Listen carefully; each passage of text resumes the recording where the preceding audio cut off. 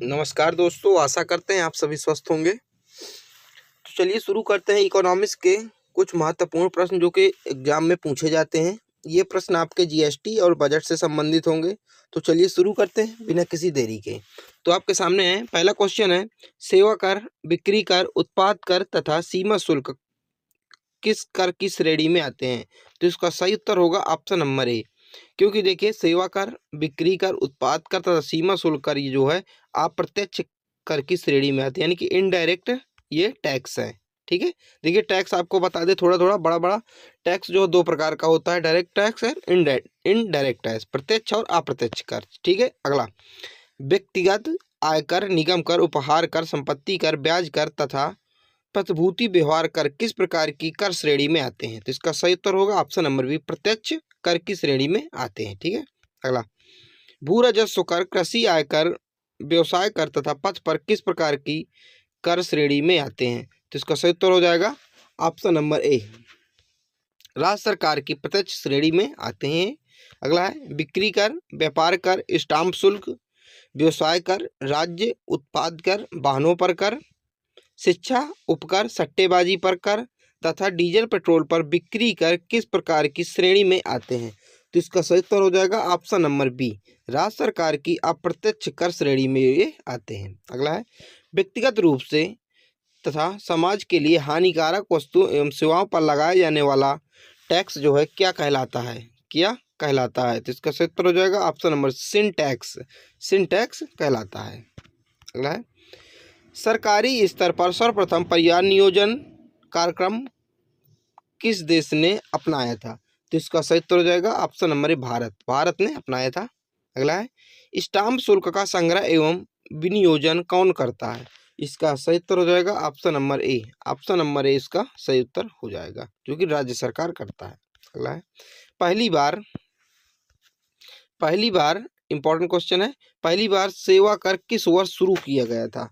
तो इसका सही उत्तर हो जाएगा ऑप्शन नंबर ए, सेवा कर पहली बार 1994-95 में शुरू किया गया था। अगला है कर के ऊपर लगाया गया अतिरिक्त कर क्या कहलाता है? तो इसका सही उत्तर हो जाएगा ऑप्शन नंबर ए, सरचार्ज। मतलब जो टैक्स है, इसके टैक्स के ऊपर भी टैक्स लगाया जाता है, उसको कहा जाता है अधिकार या सरचार्ज।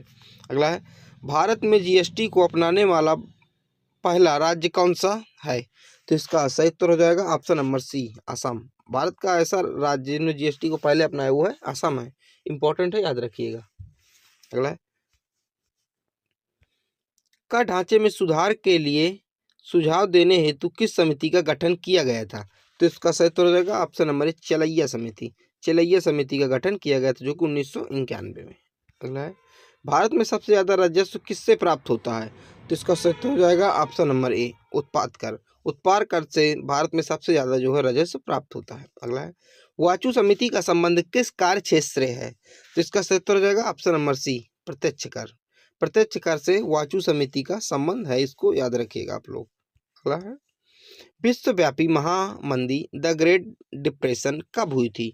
इसका सही उत्तर हो जाएगा option number A, option number इसका सही उत्तर हो जाएगा 1929 में हुई थी। अगला है नीति आयोग के उपाध्यक्ष की नियुक्ति कौन करता है? देखिए मैं बता दूं, पहले नीति आयोग नहीं था, पहले था योजना आयोग। ठीक है, पहले ये योजना आयोग था नीति आयोग की जगह, लेकिन जनवरी 2015 में नीति आयोग की स्थापना की गई। ठीक है, इसके दो अध्यक्ष होते हैं, वो हमेशा प्रधानमंत्री होते हैं, जैसे जो वर्तमान प्रधानमंत्री होगा वही नीति आयोग का अध्यक्ष होता है, और प्रधानमंत्री ही नीति आयोग के उपाध्यक्ष की भी नियुक्ति करता है। तो ऑप्शन नंबर बी इसका सही उत्तर हो जाएगा। अगला है थोक मूल्य सूचकांक कौन जारी करता है? तो इसका सही उत्तर हो जाएगा ऑप्शन नंबर ए, वाणिज्य एवं उद्योग मंत्रालय जो है थोक मूल्य सूचकांक यानी कि WPI जारी करता है। अगला है विवाद से विश्वास योजना किससे संबंधित है? तो इसका सही उत्तर हो जाएगा ऑप्शन नंबर ए, विवादित कर राशि के भुगतान से संबंधित है। अगला क्वेश्चन है बैट सिद्धांत का प्रतिपादन किसने किया था?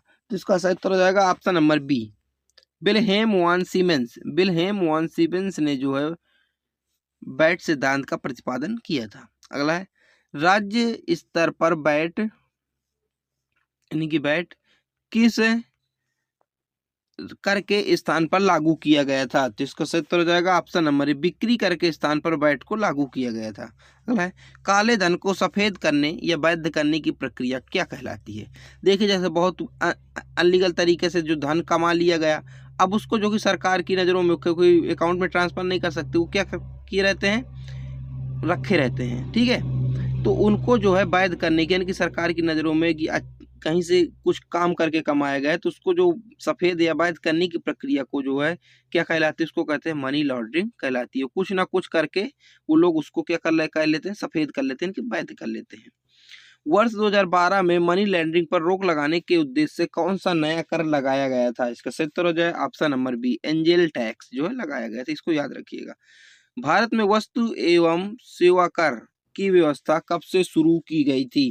तो इसका सही उत्तर हो जाएगा ऑप्शन नंबर सी, 1 जुलाई 2017 से जो है जीएसटी भारत में आया था। अगला है, भारतीय जीएसटी किस देश के मॉडल पर आधारित है? देखिए, अगर बात की कि सब सर्वप्रथम जीएसटी किस देश में आया था, लागू किया था, तो फ्रांस है। अगर किस मॉडल पर आधारित है भारतीय जीएसटी, तो इसका सही उत्तर हो जाएगा कनाडा। कनाडा मॉडल पर आधारित है भारतीय जीएसटी। अगला है, भारतीय संविधान के किस संशोधन के द्वारा जीएसटी को लागू किया गया था? तो इसका सही उत्तर तो ऑप्शन नंबर 101वां संविधान संशोधन किया गया था जीएसटी को लागू करने के लिए। अगला है, जीएसटी परिषद का अध्यक्ष कौन होता है? तो इसका सही उत्तर हो जाएगा ऑप्शन नंबर 1, केंद्रीय वित्त मंत्री। केंद्रीय वित्त मंत्री जो जीएसटी परिषद के अध्यक्ष होते हैं। अगला है, 1954 में विश्व में सर्वप्रथम किस देश ने जीएसटी लागू किया? देखिए, वही क्वेश्चन आ गया, किस देश ने जीएसटी यहाँ पे लागू किया? तो इसका सही उत्तर हो जाएगा ऑप्शन नंबर फ्रांस। फ्रांस ने सर्वप्रथम जीएसटी लागू किया गया था। और जो भारतीय जीएसटी किस मॉडल पर है? कनाडा मॉडल पर, याद रखिएगा। अगला, जीएसटी परिषद में सम्मिलित कुल सदस्यों की संख्या कितनी थी? इसका सही उत्तर हो जाएगा ऑप्शन नंबर ए, 33 कुल संख्या थी। अगला है, भारत में जीएसटी को पारित करने वाला पहला राज्य कौन सा है? इसका सही उत्तर हो जाएगा option number B, Assam. Assam है, माफ कीजिएगा, भारत में सबसे पहला असम है। ठीक है। अगला, भारत में जीएसटी किस समिति की सिफारिश पर लागू किया? देखिए, इंपॉर्टेंट, किस समिति की सिफारिश पर? इसका सही उत्तर होगा ऑप्शन नंबर सी, विजय केलकर समिति की सिफारिश पर लागू की गई थी। अगला है, जीएसटी पंजीकरण में कुल कितने अंक होते हैं? देखिए, जीएसटी इन में कुल कितने अंक होते हैं? तो इसका सही उत्तर हो जाएगा ऑप्शन नंबर 15 अंक होते हैं। जी, आधार में हमारे 12 होते हैं, वैसे इसमें क्या होते हैं, 15 होते हैं। इसको याद रखिए। जीएसटी एन से क्या तात्पर्य है? एन से आया था, ये क्वेश्चन पूछा गया क्वेश्चन है, तो एन से तात्पर्य नेटवर्क। इसका सही उत्तर हो जाएगा ऑप्शन नंबर 20 का सही उत्तर हो जाएगा। जीएसटी दिवस कब मनाया जाता है? तो 1 जुलाई, क्योंकि जुलाई में ही आया था, तो इसका सही उत्तर हो जाएगा ऑप्शन नंबर ए, 1 जुलाई को मनाया जाता है। अगला है, जीएसटी की चोरी करने पर कितने साल की सजा का प्रावधान है? इसका सही उत्तर हो जाएगा ऑप्शन नंबर बी, 5 साल की सजा का प्रावधान है। अगला है, संविधान के किस अनुच्छेद के तहत जीएसटी परिषद का गठन किया गया था?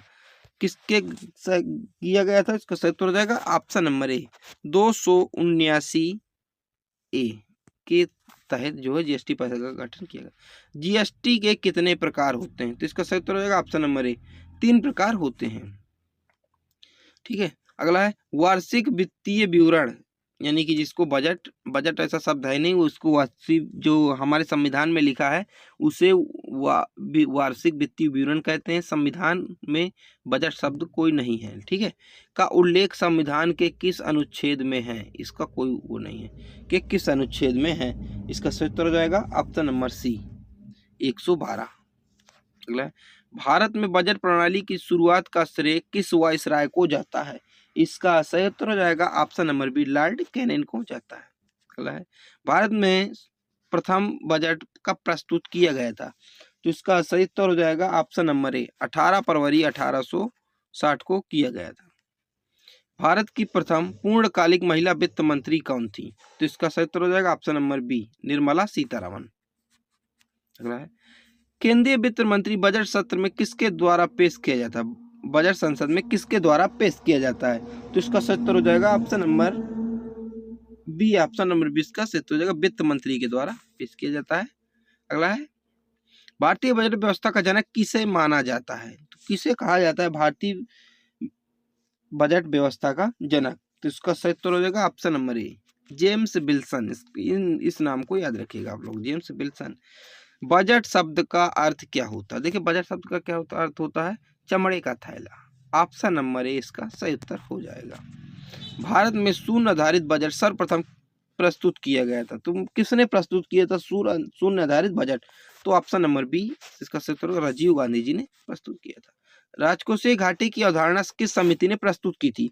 तो इसका सही उत्तर हो जाएगा ऑप्शन नंबर ए सुखमय चक्रवर्ती समिति ने प्रस्तुत की थी। अगला है, रेल बजट को आम बजट से अलग बजट के साथ प्रस्तुत करने की अनुशंसा किस समिति ने की थी? तो इसका सही उत्तर हो जाएगा ऑप्शन नंबर बी विवेक देवराय समिति। अगला है, भारत में सर्वाधिक बार बजट पेश करने वाले वित्त मंत्री कौन थे? तो इसका सही उत्तर हो जाएगा option number A Morarji Desai, लगभग इन्होंने 10 बार। अगला है, भारत में आर्थिक समीक्षा को तैयार करने के लिए कौन उत्तरदायी है? तो इसका सही उत्तर हो जाएगा ऑप्शन नंबर ए वित्त मंत्री उत्तरदायी है। सरकार की आय, व्यय, ऋण तथा करारोपण से संबंधित क्रियाएं क्या कहलाती हैं? इसका सही उत्तर हो जाएगा ऑप्शन नंबर ए राजकोषीय नीति कहलाती है। भारत में राजकोषीय नीति को कौन निर्धारित करता है?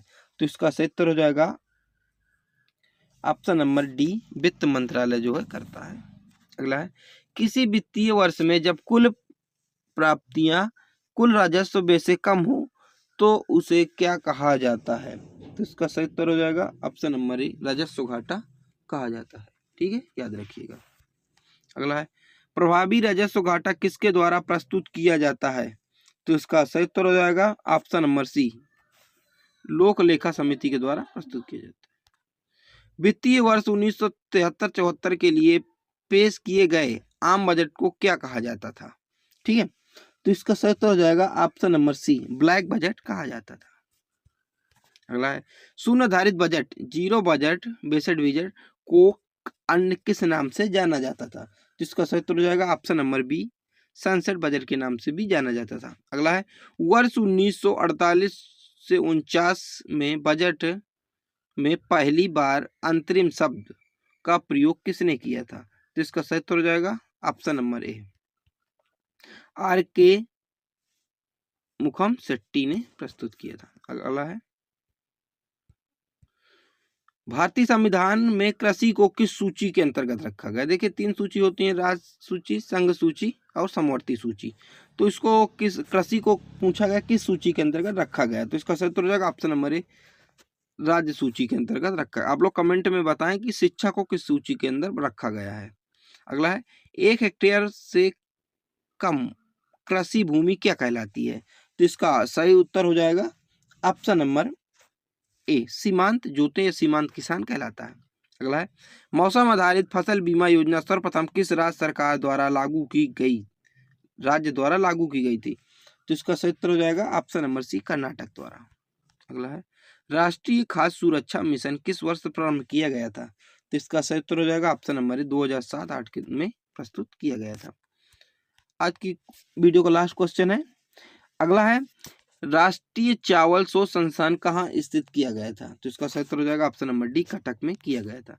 तो आप लोग को वीडियो कैसी लगी आप लोग कमेंट में जरूर बताइएगा। चलिए मिलते हैं अगले वीडियो।